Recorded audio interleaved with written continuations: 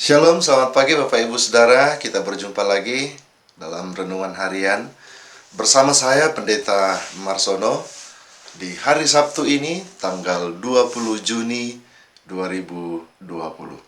Sebelum kita mulai membaca firman Tuhan, mari kita bersama-sama berdoa. Kami mengucap syukur kepadamu ya Allah, karena pagi ini kami boleh bangun dengan kekuatan dan kesehatan yang lebih baik. Dan akan menjalani hari ini, kami mau berserah kepada Tuhan. Kami mau membaca, mendengar, merenungkan firman-Mu. Perlengkapi kami ya Tuhan. Perkaryakan Roh Kudus-Mu atas kami. Sehingga firman-Mu tidak hanya akan kami baca, tidak hanya kami dengar, tapi kami boleh pahami, kami boleh mengerti, untuk kami praktekkan dalam hidup kami di dalam dunia ini, amat terlebih di sepanjang hari ini. Jauhkan segala macam bentuk gangguan Tuhan. Biarlah firman-Mu boleh menjadi santapan rohani kami hari ini. Dalam nama Tuhan Yesus kami berdoa. Amin. Bapak Ibu Saudara, bagian firman Tuhan yang akan kita baca dan kita renungkan, saya persiapkan dari kitab 2 Korintus pasal 12. 2 Korintus pasal 12, kita akan baca ayat 6 sampai ayat yang ke-9. 2 Korintus pasal 12 ayat 6 sampai 9. Firman Tuhan berbunyi, "Sebab sekiranya aku hendak bermegah juga, aku bukan orang bodoh lagi, karena aku mengatakan kebenaran. Tetapi aku menahan diriku supaya jangan ada orang yang memperhitungkan kepadaku lebih daripada yang mereka lihat padaku atau yang mereka dengar daripadaku. Dan supaya aku jangan meninggikan diri karena pernyataan-pernyataan yang luar biasa itu. Maka aku diberi suatu duri di dalam dagingku, yaitu seorang utusan iblis untuk menggocoh aku, supaya aku jangan meninggikan diri. Tentang hal itu, aku sudah 3 kali berseru kepada Tuhan, supaya utusan iblis itu mundur daripadaku. Tetapi jawab Tuhan kepadaku, cukuplah kasih karuniaku bagimu, sebab justru dalam kelemahan kuasaku menjadi sempurna. Sebab itu, terlebih suka aku bermegah atas kelemahanku, supaya kuasa Kristus turun menaungi aku." Demikian firman Tuhan. Bapak Ibu Saudara, ada seorang tuan yang memelihara 2 ekor kuda. Kuda yang satu sangat malas, dan kuda yang satunya lagi hiperaktif. Dia sering bepergian, lari ke sana kemari, meninggalkan rumah tuannya, dan dalam waktu yang lama baru kembali lagi. Kuda yang satu hanya tidur bermalas-malasan di kandangnya, hanya makan dan tidur yang dikerjakannya. Suatu ketika pemilik kedua kuda ini berpikir, apa yang harus saya perbuat supaya kuda saya yang satu ini tidak lagi tinggal bermalas-malasan, dan yang satunya lagi tidak terlalu hiperaktif, kesana kemari meloncat lari meninggalkan kandangnya. Maka akhirnya dia mendapatkan sebuah ide. Pertama, kuda yang hiperaktif itu ditaruhnya beban di tengkuknya.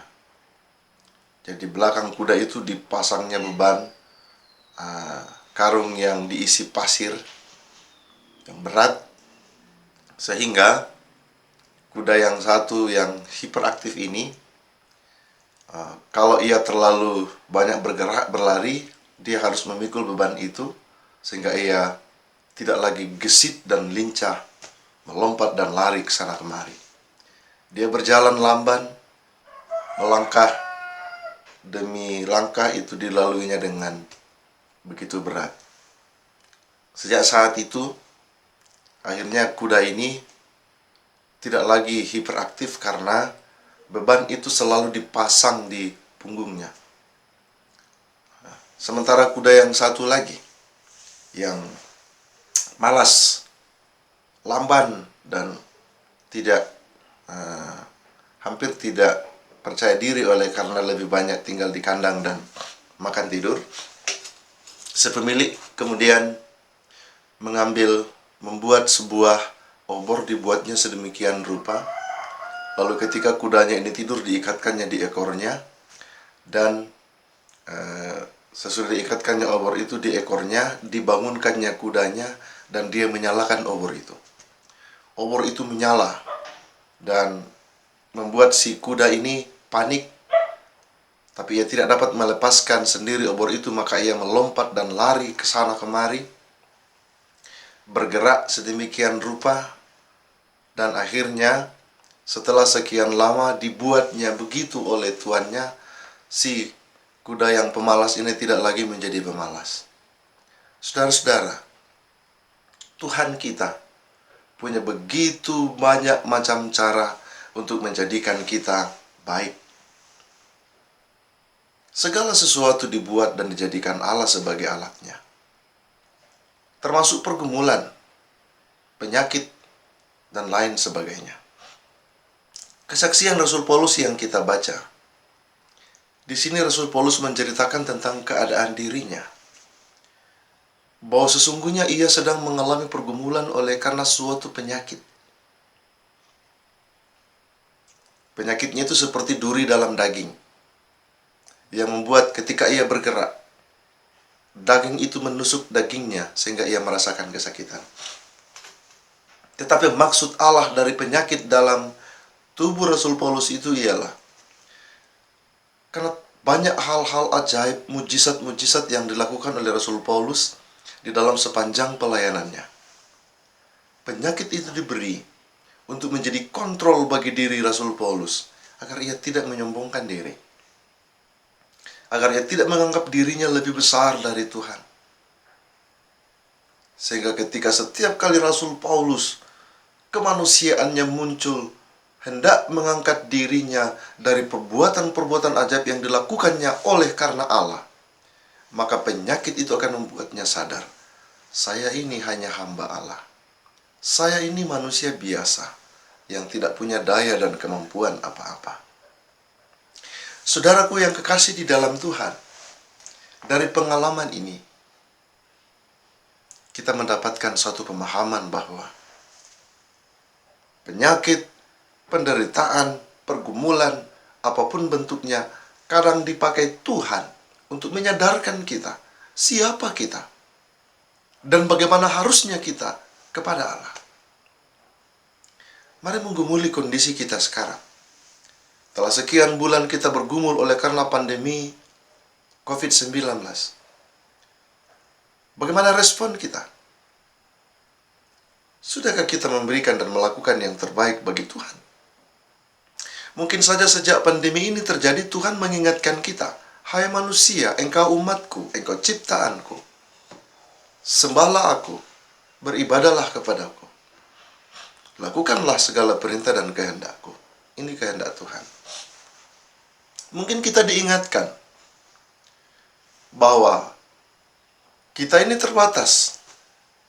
Sehebat-hebatnya manusia, sepintar-pintarnya manusia, tidak akan mampu menyaingi kekuasaan Allah. Karena itu Bapak Ibu Saudara, kita tidak boleh bermegah diri atas apa yang kita lakukan, atas apa yang kita perbuat, dan atas apa yang kita miliki. Karena sesungguhnya segala sesuatunya adalah dari Tuhan asalnya. Dan dalam keberadaan kita, jangan pergi ke tempat lain. Datanglah kepada Tuhan. Akui segala kekurangan, kelemahan, dan dosa-dosa kita. Mohon pengampunan. Maka Tuhan yang mengasihi kita akan mengampuni dan memberikan yang terbaik di dalam kehidupan kita. Jangan keluhkan setiap keadaan dan kondisi yang kita hadapi. Tapi mari kita jalani dengan tetap beriman. Dengan meyakini bahwa Tuhan sedang membuat kita untuk menjadi baik. Sama seperti 2 ekor kuda tadi. Yang terlalu aktif, tuannya membuat agar bagaimana ia tidak terlalu aktif dengan menaruh beban di punggungnya. Beban itu boleh dikata seperti penyakit seperti yang diberikan kepada Rasul Paulus dan pergumulan yang diberikan kepada kita pada zaman sekarang ini dalam bentuk pandemi COVID-19. Kenapa? Supaya kita menyadari diri kita, kehidupan kita, bagaimana praktek hidup kita selama ini kepada Allah, sehingga kita berubah. Karena itu Bapak Ibu Saudara, mari kita menjadi anak-anak Tuhan, menjadi hamba-hamba Allah yang selalu menyadari tentang kuasa Tuhan dalam kehidupan kita, sehingga kita selalu diberikannya yang terbaik di dalam hidup ini. Mari kita berdoa. Tuhan Allah, terima kasih untuk firman-Mu yang boleh kami renungkan pada hari ini. Mampukan kami untuk tidak hanya mendengarkannya Tuhan, tapi memahaminya, lalu melakukannya dalam hidup kami, sehingga kami tidak menjadi umat-umat Allah yang tidak menyadari kekuasaan Tuhan dalam kehidupan kami, lalu melakukan segala sesuatu menurut kehendak kami sendiri. Terima kasih Tuhan, melalui kesaksian hamba-Mu Rasul Paulus tentang pergumulan penyakitnya yang Engkau berikan sebagai kontrol baginya untuk tidak memegahkan diri atas pelayanan yang diberikannya. Mampukan juga kami untuk memahami setiap kehendak dan rencana Tuhan di dalam kehidupan kami sebagai cara Tuhan untuk membuat kami semakin baik, sehingga apapun itu pergumulan, apapun itu kondisi kehidupan yang kami alami, akan kami jalani dengan tetap hanya mengandalkan Tuhan saja. Tuhan, kami berdoa untuk semua yang menyaksikan perenungan ini. Berkati mereka, beri kekuatan kesehatan, kemampuan untuk menjalani hidup ini. Limpahkan berkat-berkat-Mu dalam hidup mereka. Dan kendati pun mereka tengah dalam pergumulan, entah karena penyakit, entah karena beban duka atau persoalan-persoalan kehidupan, kami percaya Engkau hadir dalam hidup mereka, memberikan jalan keluar yang terbaik. Berkati pemerintah kami, berkati tim medis yang tergabung dalam TRC Kabupaten Mamasa, berkati tim gugus penanganan COVID-19 Kabupaten Mamasa. Mampukan agar mereka memberikan yang terbaik dari apa yang mereka dapat lakukan, sehingga mereka boleh terus berjaga-jaga melakukan tanggung jawab untuk melindungi kami sebagai warga di Kabupaten Mamasa. Kehidupan kami di sepanjang hari ini kami serahkan kepada Tuhan. Kami percaya Tuhan beserta kami dan akan memberikan yang terbaik dalam kehidupan kami. Ini pengharapan dan syukur kami kepada-Mu Bapa. Dalam nama Tuhan Yesus kami berdoa. Amin.